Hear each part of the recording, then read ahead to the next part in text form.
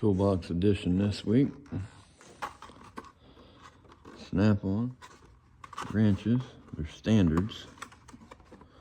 I wish they was metric, but 3/8 up to 3/4. I got these. I was down at a shop here, and guy asked me if I bought tools. I was like, well, yeah, sure. And they was still in the wrapper, brand new, $100.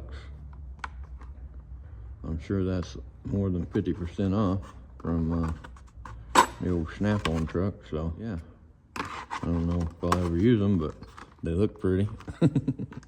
All right, thanks for watching. Hope y'all have a great day.